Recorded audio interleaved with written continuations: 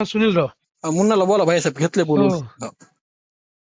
Hello भाईसाहेब, Munna, काय चूक झाली माझी? तुमची नाही चूक भाईसाहेब. मी वरी चुमळ्या चाललोय, फक्त नगर सेवकाला नाही चाललो. वरी काय चाललं? तो अध्यक्ष पदाला सगळं आपलं चाललोय. हा हा हा. फक्त नगर सेवकाला नाही चाललोय. अभिमान भाऊन मला निरोप दिला होता. हो ना, म्हणले भाईसाहेब कारण मी तुला आता आपण एवढे जीवाभावातले आपण सगळे हो ना. मिळून करणं. नाही बाकी पण काही ते नाही. जायचीच गरज नव्हती तिकडे. नाही ते नगर सेवकाला बार बार आम्हाला कुणाला विश्वासात घेऊन दिलत नाही पण मी तिकीट. आहे ना, डायरेक्ट नगराध्यक्ष तुमचं असल्यास तुम्हाला नगरसेवकाची काय गरज आहे? नाही ते नगर सेवक असल्यामुळे ते मागल्या 8 वर्षापासून आम्हाला काहीच हे केलं नाही हे त्यांना. आहे बाबा, पण आता तुमच्या बहिणीच नगराध्यक्ष होणार होत्या ना. हो ना. नाही होणार तर आहे तसं.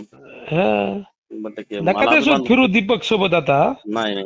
ते साहेबांच्या रडारवर आलंय सगळं. हो. हा. आणि हो, आता आता इथं पोलीस अन्नाची स्टेशन बेल पाशी होणार आहे, सगळं होणार आहे, व्यवस्थित होणार आहे की. हो. हे आता पोलीस स्टेशन पाशी बाईट देऊ लागले, सर भेटले. तुम्ही बघितलं ना मागे, कशाला तुम्ही हे करता? बर. नका थांबू, त्याला सरळ म्हणा इलेक्शन पुरता विषय होता म्हणा माझा. बर. झालं म्हणा आता, माझ्या आणि भैयाचे संबंध आहेत म्हणा आता, ते नाराज झालेत म्हणा आता. हो पैसा. डायरेक्ट सांगा त्याला, म्हणजे ते त्रास देत नाही. हो उद्या कामं करायची, रजिस्टर करून घ्यायच्यात सगळे आपल्याला. साहेब ते नगर सेवक आता आपलं लय मी आहे ना डायरेक्ट, तुम्हाला माझी टीम म्हणून काम करा ना तुम्ही. हो ते तरी पण ते नंतर ते सोबत जाण्यामुळे गल्लीतल्या पोराला त्रास जास्त झालेला आहे माझ्यापेक्षा. हो, पण त्याच्यावर काय रुकणार आहे आपलं गल्लीतल्या माणसामुळे? हो ना. आता तिथं सुनील राव आहेत सगळे, त्याला सांगा, मला सांगा काय विषय. बरोबर. नका राहू तुम्ही, गणू नका राहू तिथे आता. हो. हा.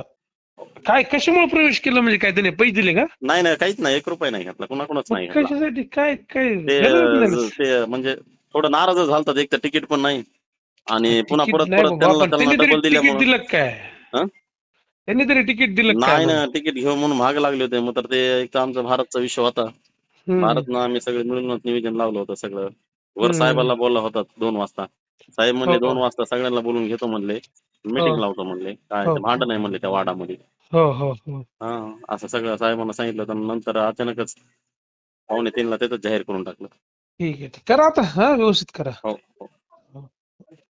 तिकडचं करता का?